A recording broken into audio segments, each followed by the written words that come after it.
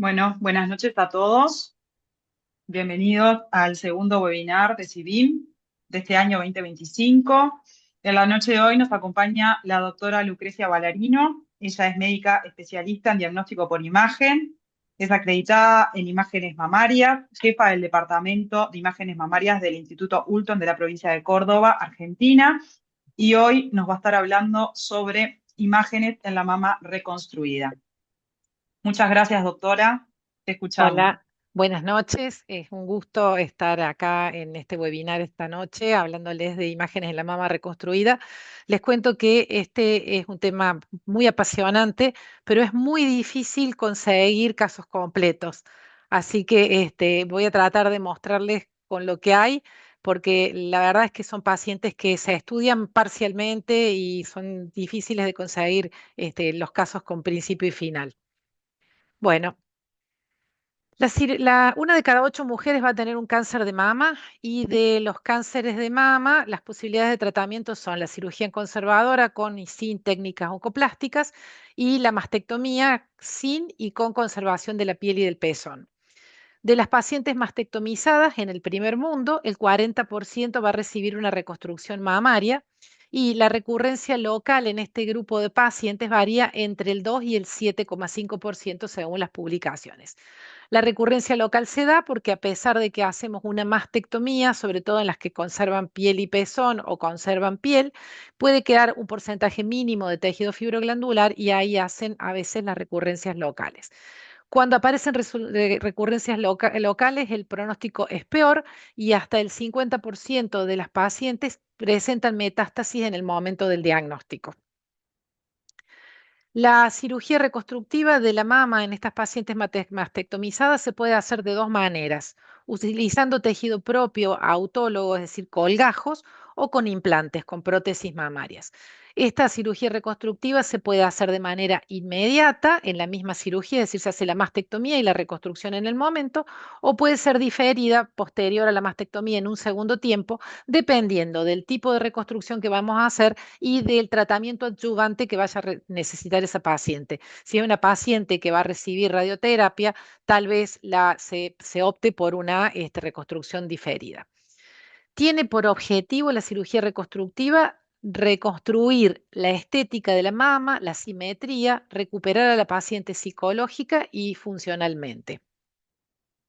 ¿Cuál es el desafío para nosotros como radiólogos? Es identificar la anatomía radiológica de la mama reconstruida normal, comprender las complicaciones inmediatas y tardías de la cirugía, identificar las recaídas locales y conocer las estrategias de seguimiento y de cribado en las pacientes reconstruidas a fin de poder hacer este diagnóstico precoz. ¿Qué debemos tener en cuenta cuando estamos frente a una mama reconstruida? Saber definir si está reconstruida con implantes, con colgajos o con ambas cosas. Y si los hallazgos que vamos a ver son normales o patológicos. Y esto lo agrego acá, que es un poco fuera de la lista, pero es si la paciente tuvo lipotransferencia y los cambios asociados a lipotransferencia. Las pacientes no registran muchas veces que han recibido, que la lipotransferencia es un tratamiento y no nos lo avisan y por lo tanto hay que aprender a reconocerla porque si no nos podemos equivocar. ¿Cuáles son los hallazgos normales en una mama reconstruida? Bueno, vamos a ver colgajos o implantes, vamos a ver el sitio de unión entre el colgajo y la pared, vamos a evaluar la mama contralateral. Esto es controvertido, hay mucha controversia, ya lo vamos a ver hacia el final, entre cómo estudiar estas pacientes que han sido reconstruidas y hay una recomendación en uno solo de los grupos de consenso que recomiendan la evaluación mamográfica de la paciente reconstruida con colgajo solo, no con colgajo y con prótesis. Y en estas pacientes está descrito que se encontrarían las recaídas en los 2 primeros años prácticamente de manera similar respecto del examen físico y tal vez en estadios un poquito más tempranos. Esto es una mamografía bilateral en una paciente que tiene una adenomastectomía izquierda y que está reconstruida con prótesis y con colgajo. Ven que la técnica de Eklund es muy dificultosa de hacer. Generalmente lo que tenemos que identificar es si vemos el colgajo, la parte muscular del colgajo, el sitio de unión entre el colgajo y la piel y vamos a ver la cicatriz. A veces aparecen en esta zona calcificaciones o áreas radiolúcidas que corresponden a quistes oleosos y por supuesto vamos a ver la mama contralateral y la axila.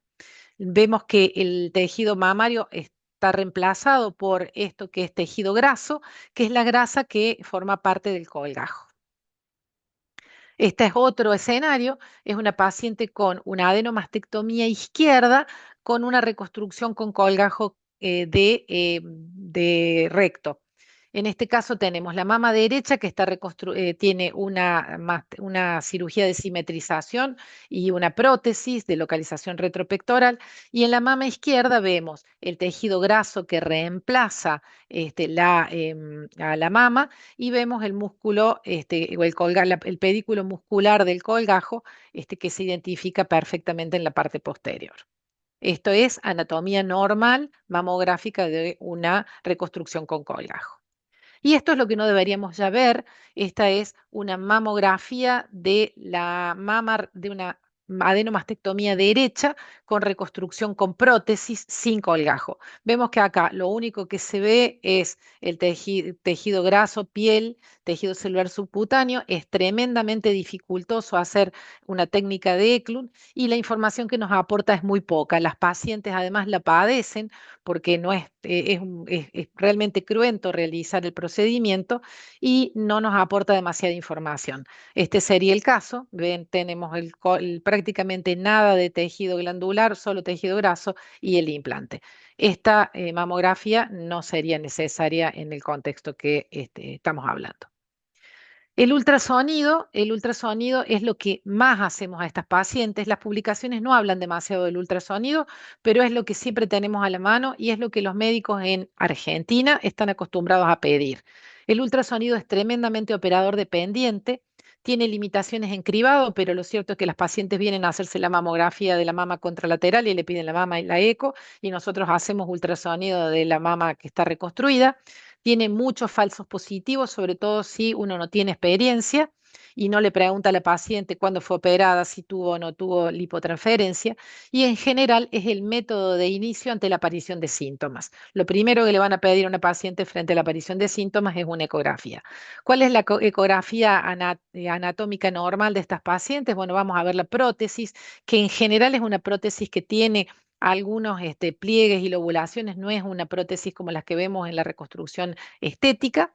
Y vamos a ver el tejido celular subcutáneo, vamos a ver la grasa, vamos a ver los sitios de la cicatriz quirúrgica. En este caso no hay colgajo, no hay colgajo, es la de la adenomastectomía sin colgajo. Y acá vemos un colgajo, una reconstrucción con colgajo.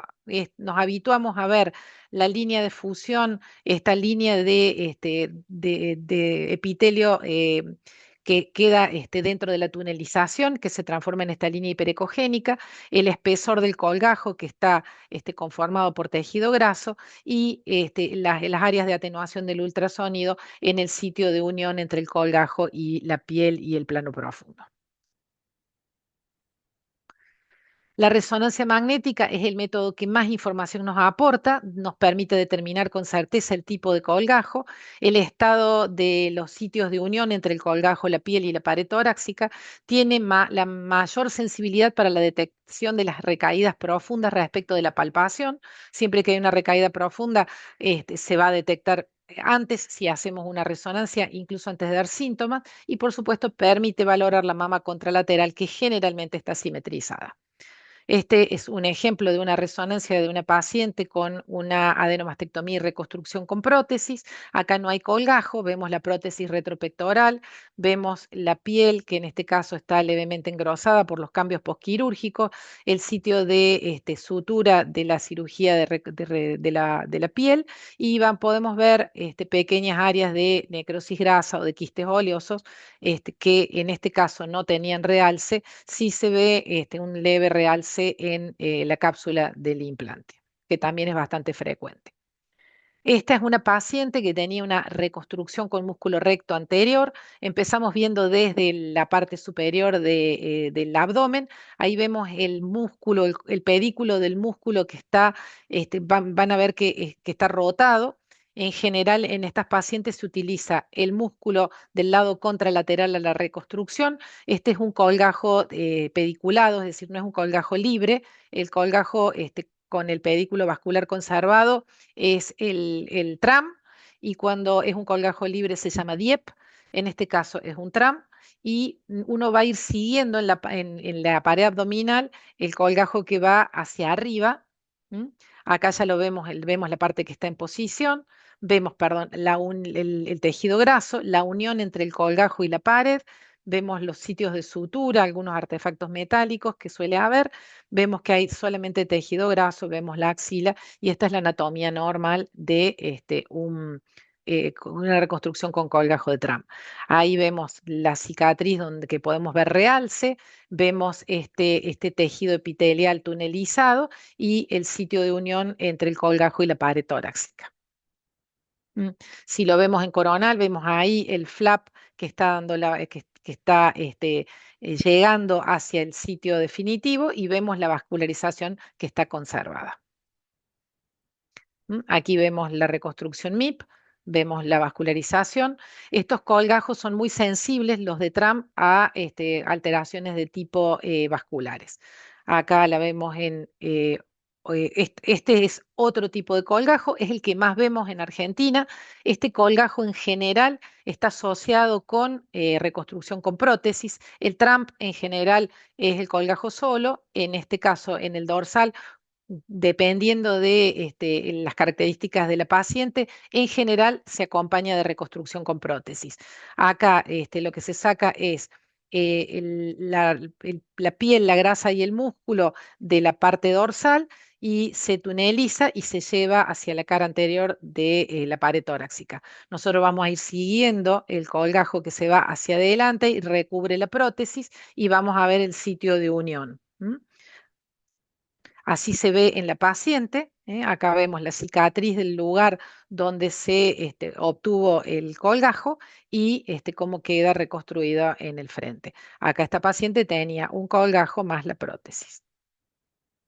Ahí lo vemos en otra de las secuencias, y en el sagital, donde vemos el pedículo muscular tunelizado.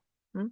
Los sitios de unión, y en el coronal los sitios de unión, y con la piel normal. En el T2, esta es la anatomía normal. Este es el MIP. Vemos que en este caso la vascularización no es tan prominente y se ve un cierto realce capsular. ¿Cuáles son las complicaciones más frecuentes? Bueno, con los implantes, la de cualquier implante: infección, seromas, hematomas, un poco más tardía la extrusión del implante, la rotura del implante y la contractura capsular. En los colgajos, la necrosis del colgajo, más frecuente cuando es de TRAM, y la presencia de hematomas. Las complicaciones en general se ven con ultrasonido de inicio. En el ultrasonido vamos a encontrar lo mismo que encontramos en cualquier complicación postquirúrgica, y no tengo demasiadas imágenes para mostrarle. Sí tengo un seroma tardío, que es un seroma como el de cualquier prótesis. Esta es una paciente que ya la vamos a ver más adelante también, que venía a evaluarse con resonancia magnética su prótesis que estaba rota. Es una paciente con un doble colgajo de dorsal y reconstrucción con prótesis por un cáncer de mama bilateral. Además de todo eso, es médica. Esta es una complicación de una paciente que tuvo un cáncer de mama, tenía inyección de silicona libre, le hicieron una adenomastectomía bilateral que no fue del todo completa, y en el postoperatorio por su cáncer de mama hizo una complicación infecciosa y le tuvieron que sacar el implante. Y esta es la complicación, lo que más frecuente vamos a ver en los colgajos, es la necrosis grasa, sobre todo en el sitio de unión entre el colgajo y la pared. Es el hallazgo más frecuente, puede ser sintomático o asintomático. Generalmente se va a dar en la periferia del colgajo, en la región paraesternal y en el margen superior. Y más del 90% de las masas palpables durante el primer año postoperatorio se deben a esta necrosis grasa, generalmente en el sitio de unión. Acá hay que tenerlo presente, saber que esto ocurre, que hay que esperar, parar la pelota y esperar la evolución, y compararlo con los restantes exámenes si lo tenemos o si nos hace falta. Acá no había ninguna duda, era un postoperatorio cercano. Vemos que tiene el realce en la pared de los quistes oleosos. Vemos que el realce es poco significativo y se condecía con una necrosis grasa. Esta es un poquito más extensa, es otra paciente, fíjense que alcanza todo el margen del colgajo, toda la unión con la pared torácica. A veces esto asusta un poco, pero si uno tiene el antecedente de cirugía cercana, sabe que se trata de el sitio de unión y no nos debería dar duda en cuanto al diagnóstico. Esta es otra con todavía más cantidad de componente quístico, de quiste oleoso. ¿M? También asusta mucho, tenía la piel gruesa, dudamos si se trataba o no de una infección. Ahí la vemos en el MIP, era una reconstrucción que no había quedado demasiado bien. En la difusión no tenía restricción y así se ve en el coronal, ven, es todo el margen del colgajo que tenía el realce.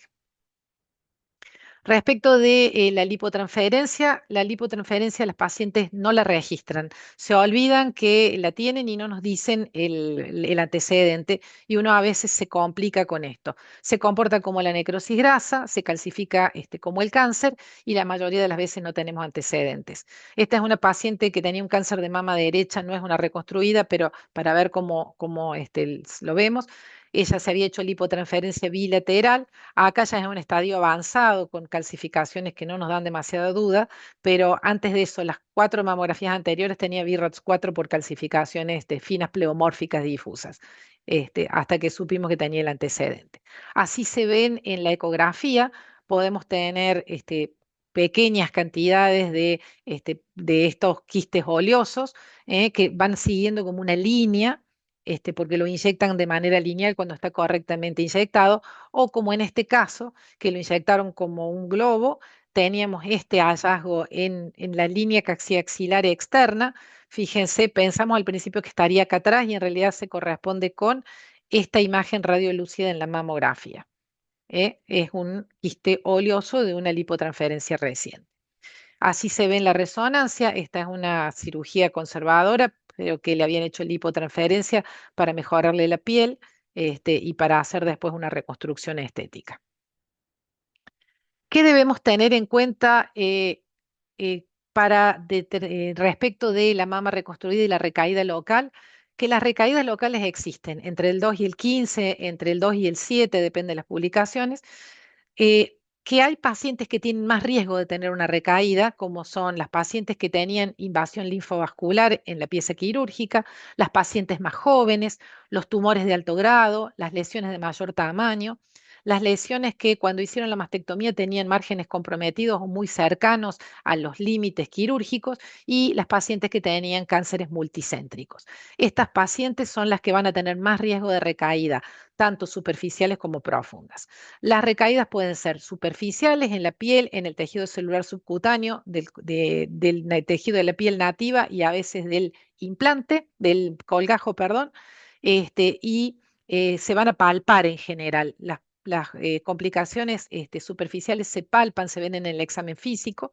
Cuando hay prótesis y no hay colgajo, en general es más frecuente todavía que las recaídas sean superficiales. Y cuando son profundas y están adyacentes al músculo pectoral, el diagnóstico clínico es mucho más tardío. En general se ven mejor con el ultrasonido, la resonancia y el PET. Tienen peor pronóstico y más o menos el 50% de ellas ya tienen metástasis en el momento del diagnóstico. Vamos a ver que hay artículos que se contraponen. Este es un artículo del 2011, pero ellos definen que en un estudio en el que evaluaron la mama mastectomizada y reconstruida junto con la mama normal, encontraron más frecuentemente las recaídas respecto de la clínica. Y estas recaídas eran mejores, vistas más precozmente en la resonancia y permite la resonancia de evaluarlas, detectarlas y además estadificarlas. Y es útil en las pacientes, bueno, con sospecha clínica, obvio. Este otro artículo, que es más nuevo, del 2020, sostiene que la resonancia en las pacientes con mastectomía van a tener una tasa de detección de cánceres de 10 cánceres por mil en la resonancia y que por lo tanto en estas pacientes mastectomizadas y reconstruidas, la resonancia va a detectar lesiones asintomáticas previo a la detección clínica. ¿Qué tenemos que hacer con las recaídas en la piel y las partes blandas? Hay que buscarlas, hay que sospecharlas, son visibles en ultrasonido si tenemos la sospecha clínica y se ven de manera más, con mayor certeza, más conspicuas en la resonancia magnética y de manera precoz. Esta es la paciente que les mostraba, ella vino porque en realidad quería que le viéramos la prótesis que estaba sospechada de estar rota, venía con una ecografía reciente, de buena calidad y fíjense, cuando hacemos el recorrido de la resonancia, nos encontramos con un realce nodular muy pequeñito que estaba casi infraclavicular y que en la rutina de la ecografía no había sido visto. Fíjense, estaba casi entre dos costillas, infraclavicular muy pequeñita, la prótesis estaba rota, la buscamos con ultrasonido, la biopsiamos y tenía una lesión maligna con compromiso de la grasa. Como anécdota, esta fue la primera de 3 recaídas posteriores que hizo esta paciente, que está todavía perfecta y que la fuimos descubriendo con ecografía y con resonancia. Esta es otra paciente. Esta paciente venía para un control de su colgajo y de su mama contralateral. No tenía sospecha ni ecográfica ni mamográfica. Acá nos llamó la atención esta imagen que vemos ahí en el sitio de unión del colgajo con la pared. Hiperintensa en T2, dijimos, es poco sospechosa, pero realzaba un poquito con contraste y la fuimos a buscar con ultrasonido. La verdad que era difícil ver, es una mama complicada de definir que esto hubiese sido sospechoso en el ultrasonido de inicio. Ahí cuando le pusimos el Doppler y la buscamos ya se volvió mucho más sospechosa. La biopsiamos con una aguja core, fíjense, estábamos entre las costillas y nos dio una recaída local. Anecdóticamente, esta fue una recaída local 15 años después de la cirugía original. Este es otro caso, esta es una paciente más joven. Fíjense que ella estaba con un expansor temporario y ella venía a control con mamografía y ecografía. Como le estaban por sacar el expansor, el cirujano le pidió una resonancia.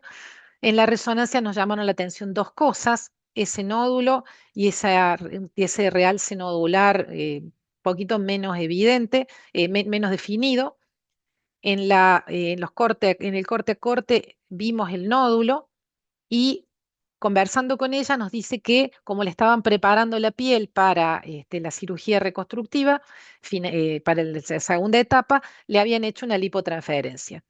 No nos confiamos mucho, no nos gustó que fuera tan nodular, a pesar que tenía un área central hipointensa.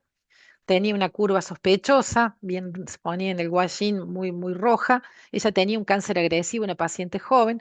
Buscamos las dos imágenes con ecografía. Una de ellas fue un nódulo ligado a la lipotransferencia y la otra fue una recaída local. Esta es otra paciente. Acá tenemos una paciente con un colgajo y prótesis del lado derecho. Teníamos esta imagen en el T1 estelar, espiculada. Ahí la vemos mejor definida a medida que vamos avanzando. Ahí vemos que tiene realce la parte medial, que no nos había llamado la atención, y un realce sutil en la parte anterior. Ahí lo vemos en el coronal, mucho más conspicuo, mucho más evidente. Esto había pasado desapercibido a la clínica y al resto de las imágenes. En este contexto, ¿cómo hacemos el seguimiento de la paciente reconstruida? Es la pregunta, es decir, ¿estas pacientes se benefician con algún tipo de cribado? Hay que hacer mamografía, otro método de control anual, en las que tienen mastectomía sin reconstrucción, en las que tienen con reconstrucción. Bueno, no hay mucho consenso. El American College of Radiology dice que en la que tiene mastectomía sin reconstrucción no hay que hacer nada. Las que tienen mastectomía y tienen un implante, es decir, una reconstrucción con implante solo, no hay que hacer nada. Y las pacientes que tienen reconstrucción autóloga con o sin implante, considerar la posibilidad de hacer mamografía o mamografía con tomosíntesis. Esto hace referencia al artículo que vimos al principio, que en los que tienen solamente colgajo, la mamografía podría aportar algún beneficio. El NCCN dice que no hay que hacer nada, que estas pacientes el diagnóstico es con el examen físico de rutina con su médico y que no necesitan método de imágenes. Esto es lo que recomienda el breastcancer.org a las pacientes en la página de las pacientes que no necesitan ningún estudio de rutina y que únicamente la resonancia debería de utilizarse cuando hay una sospecha de rotura de implante. Y este metaanálisis, que es del 2022, me parece, dice que tampoco se recomienda hacer nada porque la cantidad de cánceres que se detectan cuando excluimos los cánceres palpables es tan baja que no se justifica utilizar de rutina métodos de cribado. Pero lo cierto es que, a pesar de las recomendaciones, en la práctica clínica nosotros vemos pacientes en seguimiento. ¿Por qué? Porque vienen para la mama contralateral o porque vienen a control anual, aparte de ver a su médico. Y la comunidad de médica está dividida y los exámenes se siguen solicitando exámenes de rutina. Y por lo tanto, tenemos que estar preparados para hacer este seguimiento de pacientes que no tienen síntomas. Hay artículos para un lado y para el otro, como en todo. Hay River Boca, hay partidos para cada lado y hay artículos que sugieren una cosa y la otra. Hay muchos artículos que recomiendan la resonancia. Y muchos que no, muchos que recomiendan la mamografía y la que no. Este es un trabajo que dice que la mamografía no sirve para nada porque la mayoría se detectó con palpación y que 12 de los 16 pacientes que tuvieron recaídas locales no tenían mamografías normales un año antes. Y este es el artículo que va al revés del anterior. Dice que la tasa de detección de cánceres en las pacientes de cribado que tienen reconstrucción con colgajos fue de 1,5 cánceres cada 1000 pacientes y que es comparable con la tasa de detección de cáncer en una paciente en la mama normal en pacientes de similares edad y que agrega muy poco valor después de la mastectomía profiláctica. O sea que este artículo nos avala el uso de la mamografía en las que tienen colgajo solo. Este otro artículo habla de que en realidad la mayoría de las recaídas se vieron con el examen físico y que el seguimiento con imágenes no, no debería ser útil, excepto en aquellas que tienen cierto grado de riesgo, es decir, no en todas, sino en las que están en los grupos de riesgo intermedio o alto para tener recaídas locorregionales, que son las que tienen menores de 50 años, las que tienen tumores grandes, tumores con márgenes positivos, invasión linfovascular, estadios clínicos avanzados de inicio. Este grupo de pacientes podría beneficiarse con evaluación con imágenes. Y este grupo, este artículo que es bien viejo, es del 2003, dice que es adecuado la resonancia en el seguimiento de la mama reconstruida. ¿Qué hacemos entonces? Bueno, yo estoy como en este camino de Marruecos, no sabría qué decirles. Lo cierto es que no hay evidencia médica que justifique el seguimiento anual, no hay justificación estadística para hacer screening y no hay ninguna información de impacto en la sobrevida de los pacientes. Lo que nos hace pensar es que, eh, o que tenemos que tener en cuenta, es que la resonancia es el mejor método ante la sospecha de una recaída. Sabemos que detecta más tempranamente las recaídas profundas y que probablemente habría beneficio en la detección temprana de las recaídas en las pacientes con riesgo intermedio y riesgo alto, que serían las pacientes que vimos que tienen tumores de alto grado, etcétera. Y yo creo que nadie se ha puesto a hablar, a ver cuál es el impacto de la detección temprana de las pacientes con recaídas profundas, porque como dijimos al principio, el 50% cuando se detectan con el examen físico ya tienen metástasis a distancia y el pronóstico es peor. ¿Qué me llevo a casa? Que no hay consenso en el seguimiento, que habría algún beneficio de la screening con mamografía en pacientes de riesgo moderado y con reconstrucción con colgajos y sin prótesis, que las recaídas superficiales se diagnostican con el examen físico, las recaídas profundas se diagnostican de manera más temprana en estadio con la resonancia. La resonancia aporta información sobre la extensión frente a la sospecha de la recaída local y la resonancia podría tener un impacto en la sobrevida de las pacientes si se diagnostican tempranamente estas recaídas profundas. Y para poder detectar lesiones sospechosas, el imagenólogo debe estar familiarizado con los hallazgos normales de la mama reconstruida. Bueno, muchas gracias por su atención. Este, estaríamos, me parece que dentro del tiempo adecuado.